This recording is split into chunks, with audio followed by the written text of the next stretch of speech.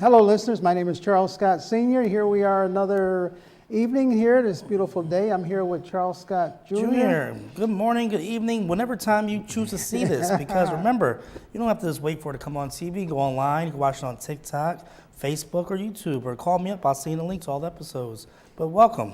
Here we are. Name of the program is called Can We Talk, where we talk about local issues and some of the things that are happening, worldwide, because even though the worldwide situations are out there, they affect real estate, even if the real estate is local. Yes, very true, because we see a lot of changes today. I mean, we're heading into, I'll date this, we're going to October, November, and people think real estate slows down. I mean, it does. The sun's setting sooner, sets at what, 5 o'clock now. Kind of makes us do like an early retirement, because who wants to see house at night? I mean, I get calls, but I tell them, why are we going to go see the house at night? You can't see the roof, you can't see the defects, so please, only see houses during the day if you can. Well, also with the new, what do you call it, the new type of buyer, they're all looking on the internet. So Yep. they're looking and they're seeing all of these different photos and areas. You can check out a property without even going out and looking at it. A lot of the buyers are further and further away from the property too. But like I tell my clients who work with me, we're going to see it in person. Why? There's like a lot of things going on. You've seen AI. You've seen doctored photos. We've gotten to the house. The grass is yellow. I thought it was green. I thought this garage had no chip paint, et cetera, et cetera. We're going to see the house in person because we want to make sure it is what we're getting.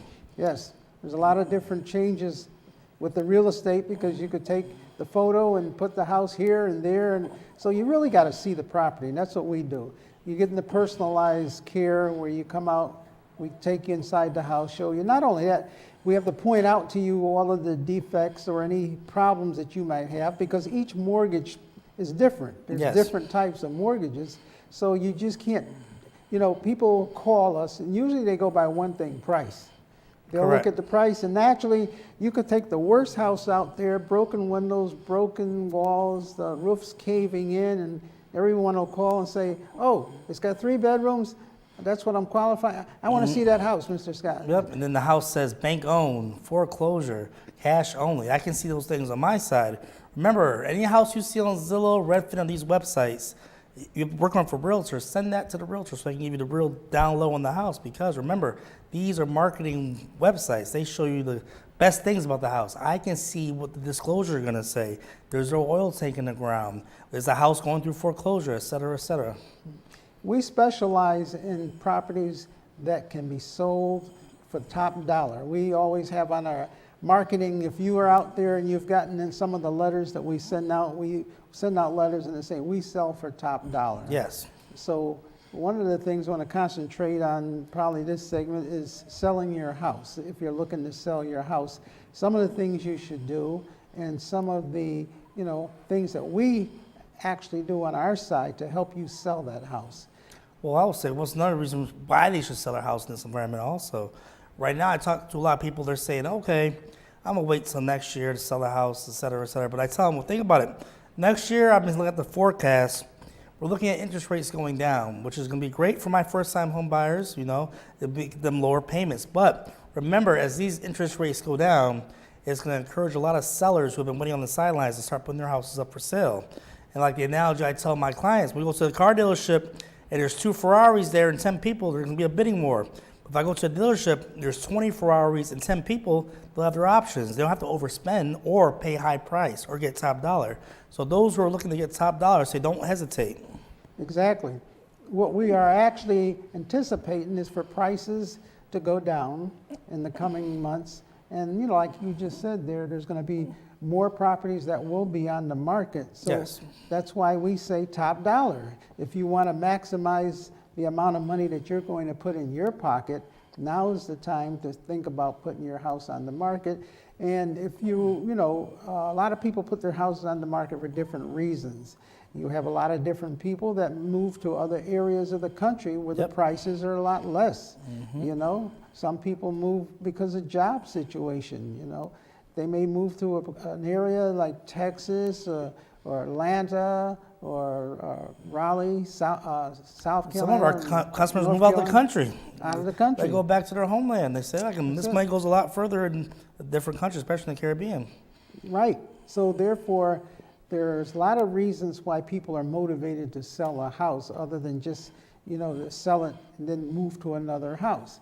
They may sell the house because they don't need the expenses. A lot of people are sitting out there on these big colonials where there's 3 or 4 bedrooms, high ceilings. Yep. The houses are getting older, and as the houses get older, then the repairs start creeping in. And I also want to mention that don't let the repairs derail you from listing the house sooner, because remember, right now, I'll say we're still in a seller's market. We have houses that we've sold this year.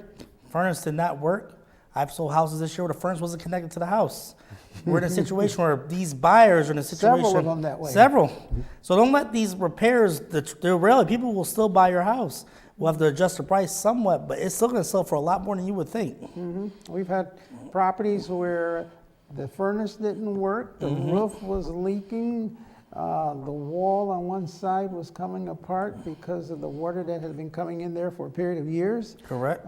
Had one in Waterbury where the roof was leaking, the floor was warped because it had a lot of termites that had eaten up underneath there. And it doesn't, in something like that, I told the seller, sell it as is, because you can't go, you could fix it, but it's going to cost you you got to raise the house up, level the floors out, do the foundation over. It might cost you $40,000 to fix the house up, just so you can get maybe $10,000 more. Now, remember, I'm dating this October, and I'm telling you this now that you don't have to fix that furnace or fix that gutter, but next year is a whole different market. We might be in a buyer's market where the buyers do have the say of saying, I want this fixed, or this fixed, or I can move on to another house. There'll be more inventory. So remember, it's not a permanent seller's market. And if you're living there, you may be in a situation where you have to fix it. Yes. Because if the winter's coming in and the temperature's 20 degrees outside and you've got a busted furnace and broken pipes, you don't want the rest of the pipes to freeze up. No, definitely not. So you might want to sell it as is now while it's still warm. And the reason why, you might say, well, who's going to buy a house looking like that? Well, let's say a lot of people out there, that's the business they are in. You might have a contractor, and that contractor would look at that house and say, oh, I can fix this. That's what I do. I can put new pipes in, new electrical, new roof, new wiring. So it's not really going to cost me that much money. It might cost me $20,000 to fix up the whole house. If you had it fixed up, it might cost you $60,000. Exactly. So that buyer, now you might give him a discount. Maybe you're going to give him $25,000 off the price of the house, but it's going to cost you $60,000 to fix it up. Correct. So you give him $25,000 off, and he's going to pay you cash as is. So both people make out. You make out because you don't have to make all the repairs. You're still getting a good price for your house. And the buyer's making out because he has an opportunity to go in there and start tearing everything apart and fix it up. So exactly. It's like a partnership. Both of you make out at the same time. So that's why, like my son is saying, don't worry what condition the property is in. Yeah, don't worry about that. And if you're kind of curious what it could be worth, even though the furnace may not work or there might be some gutter damage, etc., give us a call. We'll do a CMA. I mean, how much does that CMA cost? It's free. It's free. We'll do a whole CMA. Invite us to your house. If you don't have time, you're busy, send us pictures of the house. I'll do a CMA. I'll get to you within 24 to 48 hours, a detailed packet just for you with information about your house, what could be sold in this market, and no pressure at all. You keep that. I actually recommend people get one done at least every 6 months. Give us a call. It's free. Yeah, it's a marketing analysis of the property, so you'll know. It'll give you an idea of what it can resell for or what the price is, what it's worth. I was going to say, let me just put this in. But then people always say, well, I got Zillow. Well, remember, like I said, Zillow's an estimate. Are they going inside your house? Do they know about that jacuzzi you installed? Do they know about the granite countertops? Remember, they're seeing an aerial above image of your house. They're not looking at the inside or improvements you've done. And we've done several CMAs lately where the people weren't necessarily selling their house. I did one recently where it was a divorce situation. People are getting divorced, and a lot of times the judge will say, okay, you have to sell the house, or either one party has to buy the other party out. If the house is worth $200,000, you sell it for that amount, then the husband gets 100, the wife gets 100. Or either Yeah. the wife can come up with some money and pay the husband, or the husband can pay off the wife, and they can refinance the house, so that, and then put one name on the mortgage. So maybe the wife wants to keep the house, maybe the husband wants to keep the house, so one party pays off the other party, and now the house is in one name. Instead of Mr. and Mrs. Jones, it's just in the name of Mr. Jones Exactly. or Mrs. Jones. So that's a way of keeping the house, and that way paying off the other party. And So we specialize that too. Those of you, we talk to a lot of our clients and people on our viewers who are going through foreclosure, Mr. Cooper, et cetera. But those of you who might be pending divorce and don't know what to do, I mean, we're not attorneys, but I No. would say we can put you in the right direction or tell you what the process would be. the other situation, I did another one where a gentleman was going bankrupt. Yes, bankrupt. He wanted to file for bankruptcy, and the attorney wanted him to get an idea of what the value of the house is. Like you just said, we're not attorneys, but I understand that there's an exemption or some part in there where if the house is worth so much, you can file bankruptcy and they still let you keep the house. They don't force you to get rid of the house. To find out the details, I'd advise you to call an attorney. Or give us a call. We can point you in the But, direction. we come into the situation and we can, evaluate the house. Maybe if you've got a lot of bills and you're losing the house and everything, you might decide to sell the house, pay off the bills, and keep the balance of the money. If you've got a lot of equity, if your bills only equal $15,000 and the house is worth $250,000 and you have a mortgage of, let's say, $100,000, well, you could sell the house and you get $150,000 profit. Now you pay off your bills and you still got $100,000, and after all expenses and everything or more in your pocket and no more bills. And I will say, how he said that, you'll have profit left over. That's at this moment in time, the way the market's running now. I will say, if this was back in the day, 2008 to 12, when we had that crash, people were negative. They were having short sales when the house is worth less than the actual mortgage. But we're in a rare market where the houses have appreciated a lot. We're seeing things that are unprecedented. For example, those that have reverse mortgages. We're having situations where they're actually, you can pay off the house, pay off the mortgage, sell a house and have money left over, which is very rare. Yeah, like you just mentioned another situation, reverse mortgages. Yes. A lot of people out there, maybe grandma or grandpa or your mother or father took out a mortgage on the house without, anyone else being aware of it. Maybe Yes. they needed the money.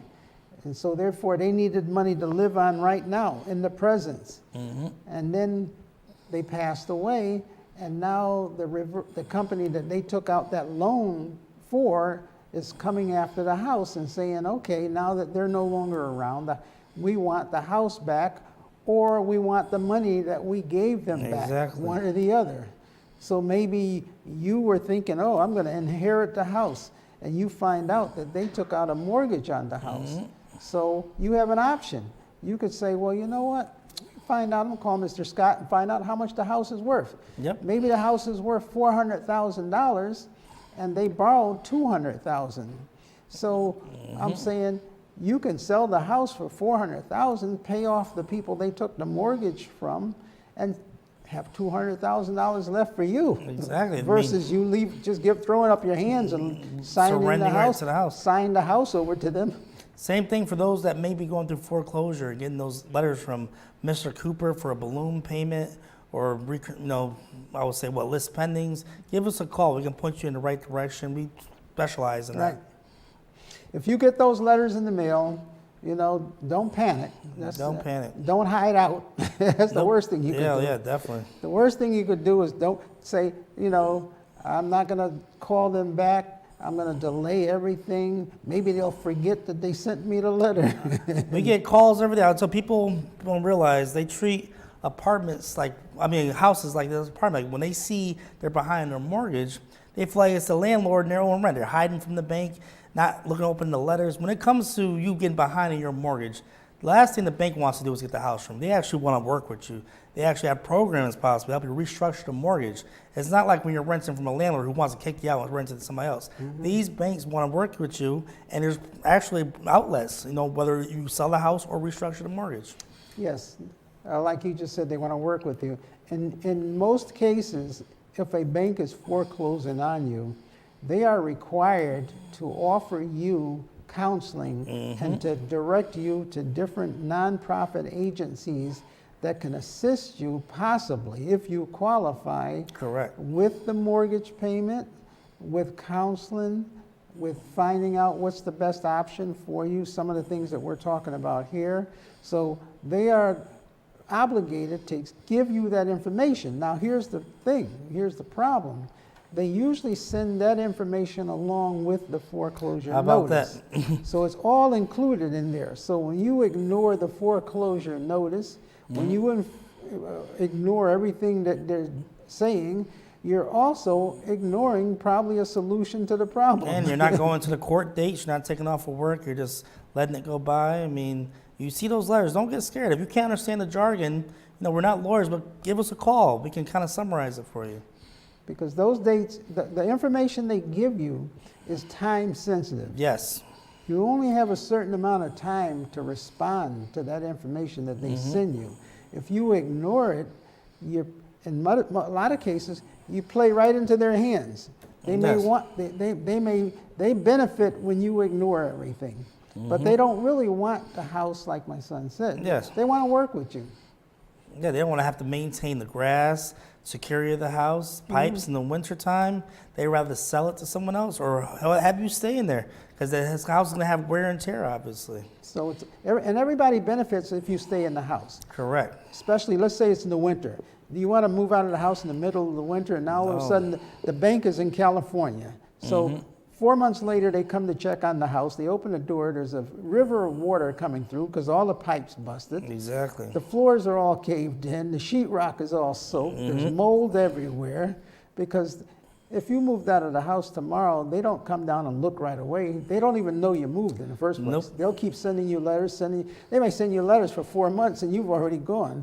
And the house is in disrepair. Maybe the people in the neighborhood or someone broke Pipes in. are gone. They stole the pipes. They stole the appliances. They took all of the light and fixtures. The bank is the last one to know what's going on. So now, when they find this out, they sell the house for practically nothing. Exactly. That's equity you're missing out on. Remember, You're missing out on that. like my father says, when you buy a house, it's kind of the reverse. Like if you buy a car, when you buy a car, you finance it. The finance company's on the what do you call it, the title of the car. Versus when you buy a house, your name is on that deed. That's your house. I mean, you do have a mortgage note that can come and foreclose, but remember, it's your house. Your name is on the deed, and you want to protect that as much as you can. If that means selling the house and claiming that equity is worth it, then having them just take the house, you lose everything. Well, another reason why you want to tell the bank and keep in touch with the bank is because there's what they call a deficiency. In other words, if you own a house and the house is worth $400,000, and let's say, for example, you owe $250,000 on the house. Well, if you sell the house, you still have equity that you can profit, put in your pocket. If you stay there and move out and the house is in disrepair, the house falls apart, the roof, the plumbing, the electrical, and now by the time the bank gets the house back, it might be worth $150,000 because it's all torn up. And so now they sell it for, let's say, $150,000, you still owe $200,000. They can say, okay, you still owe us the difference. You owe us money. So instead of you making money, you now run from the bank and they can come after you because they sold it for less money than you owe them. Exactly. They want their money. It's like a car. A lot of people can relate that because everybody's had a car accident where they had no collision on the car. They just had liability. They had just enough insurance to protect the other guy. Now you total your car out, and now you might still owe money on the car, and, Exactly. and you don't have the car no more. Now the finance company says, hey, we junked your car, but you still owe us $5,000 for that car that we junked. You might say, well, I don't have the car anymore. They say, well, we don't care. You borrowed more money than the car is worth. Exactly. So what we're saying is take advantage of the situation, if you're in a situation like that, call us so that you can figure out what's the best thing for you to do, because there are solutions that you have. Yeah, many solutions, resources. Give us a call. I mean, there's a lot of things going on right now, but the great thing is these houses, those who are currently homeowners, you have a lot of equity you can tap into right now, do some great things. The other thing that we do is we do a lot of probate. In other words, if you have a Yes. situation where there's a property involved, a lot of times if one member of that family passes away and the other party wants to sell the house, or the family wants to sell the house, they call me into the situation. The first thing I look to see who owns the house. Correct. And I'll say, oh, okay, maybe the wife wants to sell the house because the husband passed away. Maybe the husband wants to sell the house because the wife passed away. Well, first thing I do is I look and see whose name is on the deed. And they may say, oh, that was taken care of. And I'll say, oh, really? Did you Oh, go yeah. to, Did you go through probate? Did you go to court? Oh, no, we don't have to do that.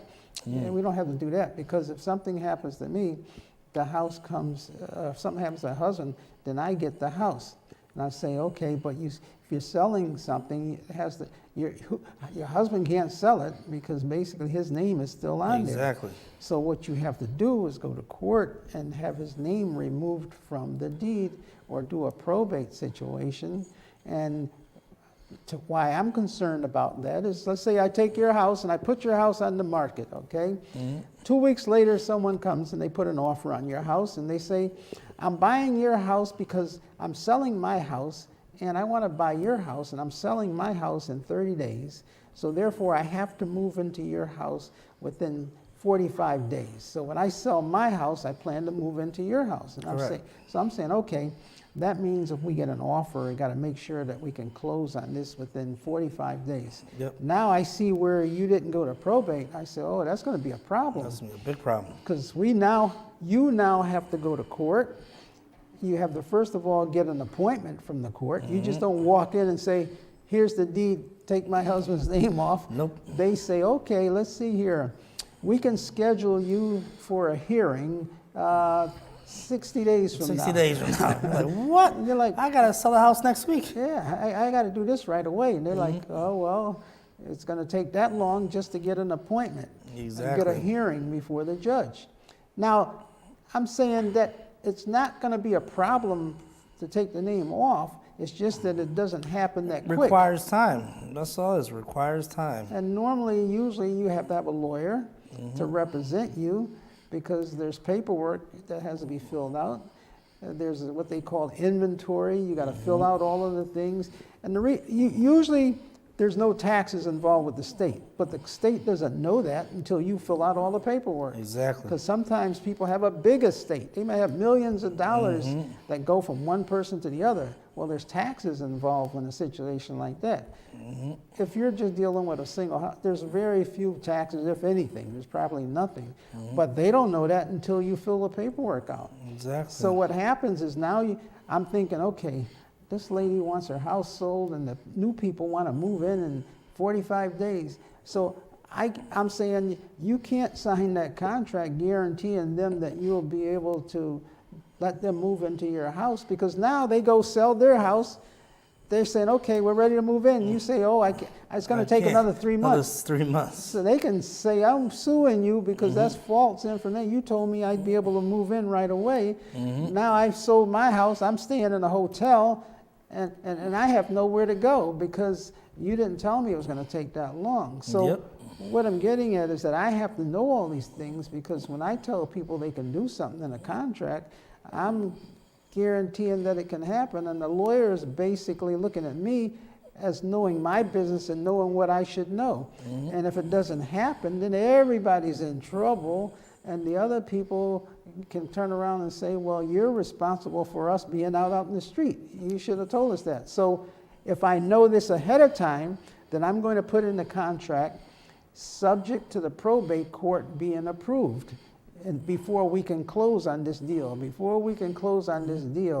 that probate has to be approved. And then, even then, after the probate is approved, there's usually a 30-day process that, in case someone wanted to appeal it. There's 30 Exactly. days that you still got to wait before you can close it. And now, to get all of the details, I advise you to get an attorney. I'm just letting you know that a lot of times people call me and say, this is what we're doing, blah, blah, blah, blah. And I'm like, okay, do you have an attorney? Nope.